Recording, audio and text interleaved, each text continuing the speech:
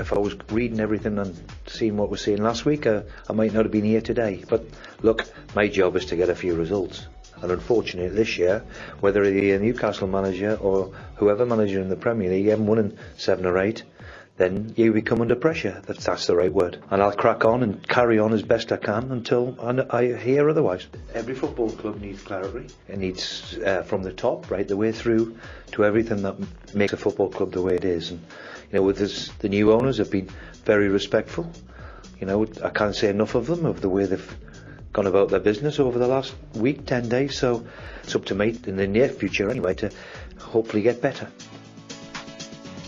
That was Steve Bruce after the game against Tottenham at St James's Park on Sunday, a game that Newcastle lost by 3-2. And you heard him there say, "I'll crack on until I hear otherwise."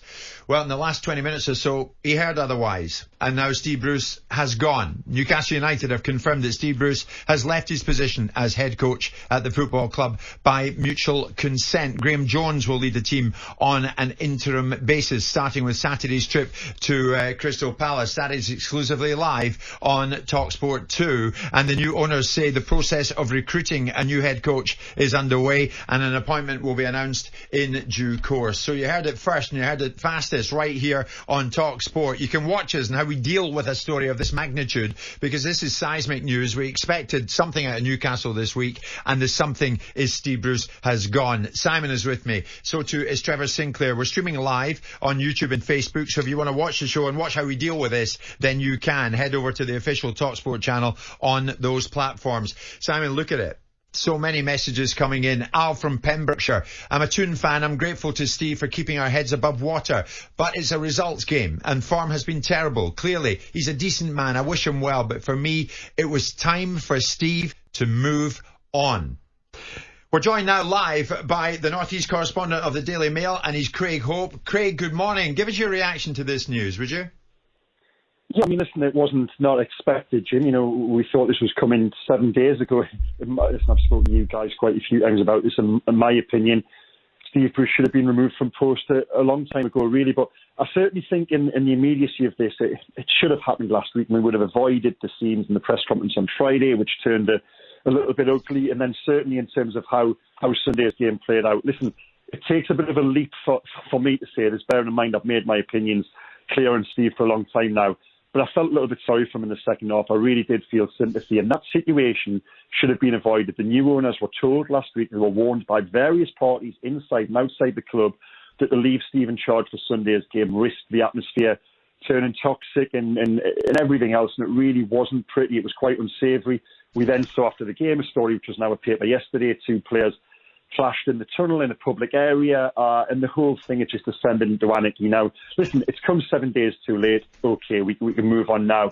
Now that that's happened, it is absolutely the right decision. This couldn't have been allowed to fester. The players wanted change. I think Steve wanted change. Supporters wanted change. So it is the right decision. We're all clear on that. You see, Simon, I would go with Craig on that one. Yep. That Steve Bruce will always look back in his 1,000th game thinking, well, that was the milestone for me at top-level football. But he had to endure a chance of you're getting sacked in the morning, ringing out in his ears.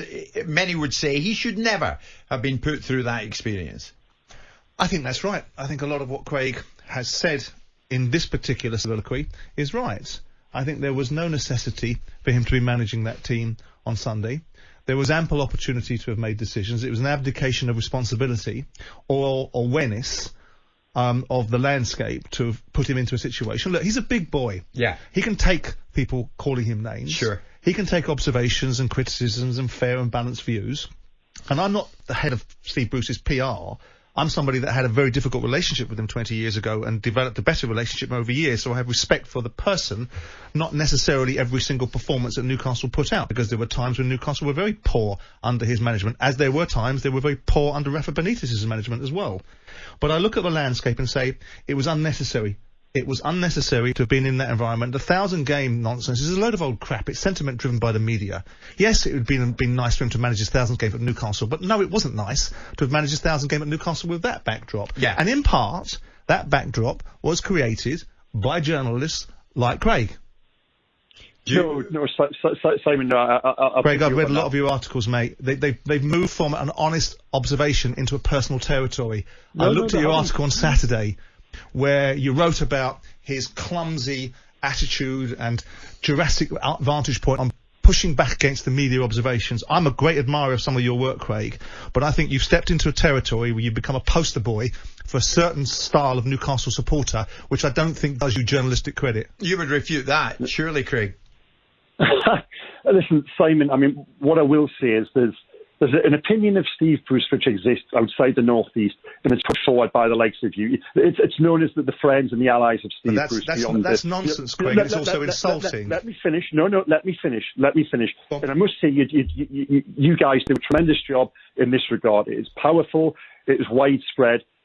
It is not true. It does not reflect the reality of what it is like to be on the ground here in Tyneside, to work with Steve Bruce, to cover a Steve Bruce team on a day-by-day basis. I can guarantee you of that. You've only got to look at the supporter poll last week. 94% of fans want him to go before the takeover. The strength of feeling up here is incredibly strong. And there's this idea which exists beyond Tyneside that is just not true, and it is put forward by guys like you, Simon. But that's not true, Craig. I concur entirely with your view. I don't think Steve is a fabulous elite manager. I've never said he was. I think somebody putting the team 12th and 13th in the league, however they got there, is somebody that deserves a level of credibility. I've spoken to many of Newcastle managers, whether it's Graham Souness, whether it's Sam Allardyce, whether it's Alan Pardew, whether it's other people that have managed this football club, and the backdrop of the dreaded word that no one's allowed to utter in conjunction with Newcastle, which is the expectation of the fans. And it's a constant theme that every single Newcastle manager trots out about the expectation of the fans. And if anyone else says it, north of the south of the Watford Gap, and it's outrageous invasion to Newcastle's privacy. The bottom line is that some of the stuff that getting written by Newcastle journalists is beyond the pale of football observation. It moves into the territory of personal. And I'm not sitting here advancing the argument that Steve Bruce is a top-draw manager. I don't think he should be managing Man United or Liverpool or one of the top 6 sides. I do think there was an unfair agenda from the moment that poor bugger walked through the door 2 years ago. That's what I think. And I think people like you have weighed in endlessly, Craig. No, I'll take you up on this, okay? There was no pre-existing, no premeditated agenda against Steve Bruce. From day one, he had my support. Now, on day 2, I realised there was issues here. You know, it wasn't day 1. I really do resent this idea that from the moment Steve came in, he was rowing against the tide. He wasn't. If things had been different, and performances had been better, if Steve had handled himself better with the press and with us guys and with regards to what he said to supporters, it would have been different. That is an absolute load of nonsense that Steve Bruce was onto a loser. Steve Bruce failed because of Steve Bruce, not because of any pre-existing opinions. And with regards to the report on Saturday, now you said that it was personal. It wasn't personal. Steve Bruce made a personal list in the press conference on Friday. A press conference, by the way, he should never have been put up for. Very true. I agree, Craig. I'm on the record as saying I understand to a degree why he lashed out at us. I did. But you had a sentence, Steve Bruce, on Friday said, "I will maintain my dignity." Within 5 seconds, he was saying he hoped reporters got a slap. Now that I think that was wrong, Craig. That was wrong. I thought he was silly to have done that. I would agree with Craig on that. I agree. So when I wrote about it on Saturday, saying it was clumsy and misguided, that was a direct reference to what was happening. Craig, let me jump in and let me just move this on, because a lot of Newcastle fans, knowing that you're on with us at this moment, want me to ask you this: who is next?